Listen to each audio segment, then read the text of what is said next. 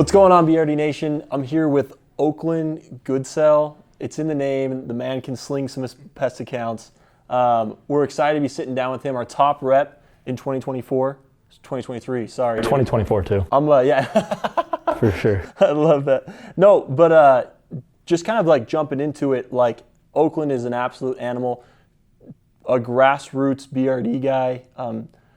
This is just finished his sophomore season, ending at the top rep in the company, $450,000 in revenue. 425,000. 420. Oh yeah, dude, I'm adding a little bit. But we're really excited to have him.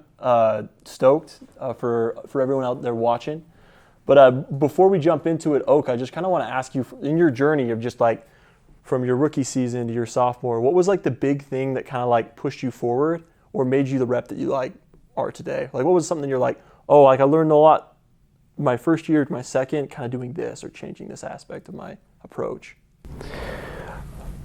I think there was like two things. Like I think the biggest thing with anybody that's like successful in the job is like focused, just like how dialed in you can be. Anybody can be like awesome for like one or two doors or a day or a week, but just like how locked in you can stay through like the entirety of the summer, through a whole week, whole day. It's like we always talk about the analogy they give with like Justin Bieber. I can't remember who said it, but I think it was Sam Taggart. But he talks about how Justin Bieber, what makes him great, like he can do the same show every single night and act like it's his first time doing it, because for those fans, it's their first time seeing it. So like with each customer, they've never seen you do the pitch before. You got to come in with like the same amount of energy each time. I think that's great for like if anyone's out there listening that's like a first year rep. Mm-hmm. Like I think a lot of times people get into it like, oh, am I going to be good at this? Is this something that like fits my personality? Yeah. But I think like just as you said, like people that can just be like, no, I'm going to show up today. I'm going to show up tomorrow. I'm going to show up with the exact same like energy and mentality. It's of course you're going to be successful. Mm-hmm. No one that doesn't, and that's one of I think like your gifts, like your ability to like show up early. Like every meeting that I've seen, like you're always like the first one there, and like you're sending in pictures like 9:30, like almost 10 o'clock at night, being like, hey, I'm still out and about. Night owl. Yeah, of course. That's dope. But we got a big blitz coming up, and I'm kind of stoked about that. Kind of a 2 week. Some people were going to be a week, but I had a kind of a fun question I wanted to ask you. If you had to take everyone from last year and the new rookies and people that are kind of signed on today, and you had to say, hey, I think these three reps are going to kill the blitz. They're the ones that are going to produce at the highest level. Who do you think would be like in a 2 week span, like they're going to get it done? Like in order? So give me it from least, so give it to me from third to first place. So, and am I including myself in this or no? Of course. Okay. Well, I mean, should you be? Okay. No, I think third I would go with Jake Garber. I think he's like probably one of the most underrated reps in the entire industry. Like I think he's like way more talented than a lot of people even like notice or talk about. They probably noticed it, but at least it's talked about. Second, go with Stockton Peterson. Dude, and he was torrential this year, dude. Yeah. He was awesome. I think that guy's hungry and he'll just sell as much as he wants to. And one thing I want to say like about Stock, like dude, he kind of just blew up overnight. Like it was like a couple accounts a day just in the beginning part of the year, and then all of a sudden like overnight you saw him like throwing up 10, 13, like 12. Like, yeah. He went to be like the double-digit king like very, very quickly. Yeah, no, it was crazy. It's just like one Monday he decided he was going to go sell 10 every day and sell 50, and it was like in his first month too. Like, yeah, and we'll have to have him on, and like I honestly don't even think I've asked him that. Be like, hey, dude, like what was it that kind of clicked that like changed you into like a full-fledged like monster? Yeah, I remember at the end of that week I flew back into Utah to come home for a wedding, and like I went and I took him Subway before I went out to the wedding just because like he was knocking, and I went and I talked to him. I was like, what's gotten into you? Like you're almost at 50 accounts for the week, and he's like, I just figured it out. He's like, I gotta go. He just takes the food. Dude, classic Stock fashion, bro. And then he was at like 2 that day. It was like early on a Saturday. I think he ended with 10 on Saturday too, like by 4 o'clock. So he was just on something that week. Yeah, that's crazy. He's probably up just chilling on the mountain now. Like just hanging out. Relaxing from the summer. But no, well, cool. And then number one. I can't remember who the guy was. Like somebody that like had like top week, top month, top day. Like, I can't remember. Yeah, the GOAT. Yeah, Oakland so Goodell. somebody will be number one. Watch out for him. I like that. Okay. Yeah, no, I think that's a strong 3. I think mine would be a little different. Really? Yeah. So, like, I like your third, Jake, and I believe in Jake. And I don't feel like I gave him the proper, like, hype up, like, as we were going through. Okay. But I would probably take it my third. I'm going to go Ali Bustos. Okay. The rat girl. Like, did you ever hear about her rat girl summer? Mm-mm. She found this TikTok, and she was, like, obsessed with it. But, like, her whole montage was, like, it's going to be rat girl summer, and I'm going to perform at, like, a really, really high level. Yeah. And, like, she came in, like, late into the summer, but she was an amazing performer, like, when she did. I think if you put her up toe-to-toe with everybody throughout the whole summer, oh, dude, like, easily a top 5 finish. Yeah, for sure. So I'm putting Ali at my 3. I'm going to leave Stock at the 2. Okay. And then I'm going to go... It's tough. I'm debating between you and Kenna. Like, that's both my blood. That's my, like, family lines in there. And you're going to leave one of us out of it. Yeah, this is heartless. This is going to be tough. I'm going to go... honestly, like, this is more emotional, too. She hasn't responded to my text from this morning, so I'll go you. Okay. I'll go you at number 1. Fair enough. I don't want to bet against that. Fair enough. So, but yeah, no, and honestly, like, I think there's a lot of really good rookies out there that like that are going to make some big waves.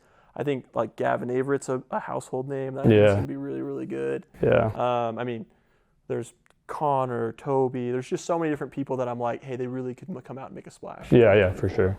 So that's kind of cool. But one thing I just want to kind of like talk with you about, or like I don't think we've kind of touched on enough, like just across the organization as a whole, and letting them know.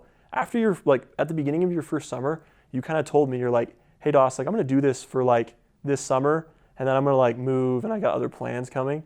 And it's crazy to me just see like the transition from like, hey, I'm not sure if this is something I want to do, to all of a sudden being like, hey, no, like I can make like a business out of this, and like I'll become like a household name and a career, and eventually start my own thing. Yeah, no, it was in this room actually. And I remember I was like, yeah, I'm going to do this one time. I'm going to go make 40 grand and I'm never going to do it again. That's what I told you when I came in. And then after made a little bit more in the first summer than I thought I was going to. And then just decided that nothing else made sense. And the longer I do it, it just makes more sense each time. Dude, I think you were at 40, like maybe like a month and a half in or 2 months in, like that first summer. No, for sure. Yeah, you superseded that. And one of the cool things that I think like a lot of people too, second year reps could like learn from you is like, you were just someone that always committed early and were like, hey dude, like this is something that I'm going to like submit myself to. I'm going to make sure I'm giving this everything. And like you see like not only in personal sales, but also recruit and managing and like leading. Like I've just seen so much growth. And kind of talk to me on that. Like where was it for you that you felt like, oh, I feel like I grew a ton this year doing X or Y? Like where did you feel like, oh, like besides just like the monetary thing, but like, hey, I grew a lot here doing this and because of Y? I think just a lot of things, but I like what you said at first, because like you never want to be the kid that's showing up to basketball tryouts and the coaches have never seen you before. Like that kid's never as prepared as the guys who've been playing for 4 years or who had been training all through the off season. So I think that the people who show up and decide they're going to do it early and then they prepare through the whole off season are always the ones that end up doing the best. But for me personally, I think that the biggest thing for me that I learned, just understanding the sales process more, making it more about paying really close attention to the person that you are communicating with, that you're selling. My first summer I was just kind of like, if I just say what I was told over and over and over again, deals will come in, and they did. But what took me to the next level is just focusing more and paying more attention to the person that I was talking to and what like interested them about the service and what got them going. Yeah. Well, it really is just like a language almost. Yeah. Like kind of how you're saying, like you have to be consistent in that practice, but over time, like the delivery of like making it personal and also like thinking objectively, like how can I best motivate or inspire or like transfer like positive energy to this person to get them like to what I need to do. Yeah, for sure. That's cool. And just kind of like looking forward to like the next year and stuff like that. Like what are some like goals that you're like, hey dude, like this is something that's on my radar. This is something I want to do. Can Can you give us a sneak peek into like what 2024 for like Oakland Goodsell is going to look like? I think one of my big, I don't want to like lay everything out on the table right now, like of what my goals are. I think my biggest goal is one that's going to carry over from last year. I really wanted to sell 200 accounts in a month, and I think I got to like right under like the 170 range. It was my best month, so that's one thing I really want to do coming into next year. And also just raising contract value up a little bit, up into like the 800 or 900 range too. That's awesome. It's no light feat. And one of the things that I think you do really well, or I was reading a book recently, and it just kind of like, it just like made me think of you as a leader. Like Zig Ziglar, who's an amazing sales coach. If people haven't heard him, I'm gonna put a plug in for his book, but he has a book called like See You at the Top. Yeah. And like he has a quote in there that like when I heard it, I was like, hey, this is like Oak, where basically you can have anything. The quote goes like this: you can have anything you want in life if you can help enough other people get what they want. It's one of the best ones, yeah, for sure. No, it definitely slaps. And I think one thing that you did really well this summer, and I could just see it, and I think a lot of people could see it behind like closed doors, is you were very focused on like making sure those that were coming with you, those around you in your office, that they were like, one, bought in, but also taken care of. And I think anyone that's out there recruiting or like trying to get other people to come in should know that going in, that like that's the mentality that you've carried. And if they're going to be successful too, they're going to have to do that as well. Yeah, no, for sure. I mean, like if you're going to bring a guy like Ryan Larson in, deers are just going to get hit on the freeway and you're going to have to go pick him up. You're going to have to figure it out. You're going to have to take the car to the dump, all the things. So poor Ryan, dude, he just had another car that he went through, bro, like his truck. Yeah, like did he get in an accident? I think the transmission blew out, bro. Oh my gosh. Yeah, rest in peace. We're going to start a GoFundMe. GoFundMe for Ryan. Yeah, that guy, he got his wallet stolen at the Sound of Freedom movie. Sadie crashed their car. They had another transmission issue. All of the things, like so much bad luck, but he still pulled through. Made close to $100,000, just under, in his first year knocking doors, so it was good. That's awesome. No, I love Ryan. And dude, he makes a mean cobbler. Sure. Just up in the mountains with that guy, saucing it up on there. So it was a good time. But I mean, Oak, like, I want to thank you so much for like being on here with me and kind of talking about that stuff like that. Is there anything we would want to leave like everybody just like right before we're closing up shop? Just like, hey, like this is something that like I think would be good for everybody to know. Yeah, I think the last thing like I've been thinking about that I wanted to share here is everybody kind of gets back from their missions or they're in school and they're kind of trying to decide like, oh, is summer sales something like I want to do? Is it something that I don't want to do? And there's a quote that you shared with me like my first summer that I loved. It was from Brian Tracy, and he talked about how a year of sales is worth a master's degree. And I think that anyone that's interested in having their own business, what they need to realize is sales is like the biggest thing that gets you there. That's how you bring in money in a business. And I think with everybody that's been a part of our organization, if you ask them, that's one of the main reasons they've done it. More so than the money that they've made, it's like the experience that they've gotten and what they've learned about business and how to run one. Yeah, and I think having that like long-term view is huge for anyone that does like any line of work in reality. Mm-hmm. But I mean, that's one thing too that we've always been big here is like, hey, you're going to come through the camp. It's going to be a great experience. But at the end of the day, we want everyone like running off into the sunset chasing their new thing. Mm-hmm. And so I think like having that mentality going in and being like, hey, like if I'm going to go be a doctor, a lawyer, or a business person or whatever it may be, just like going in with the mindset of like, hey, what's my long-term vision? And like, how can I currently do like summer sales to the best of my ability to be able to go out and maximize that over the long haul? And the sales skills, the financial kind of like backing that comes from it, and also just like the great people you meet, it makes it so worth it. So I couldn't echo that sentiment enough.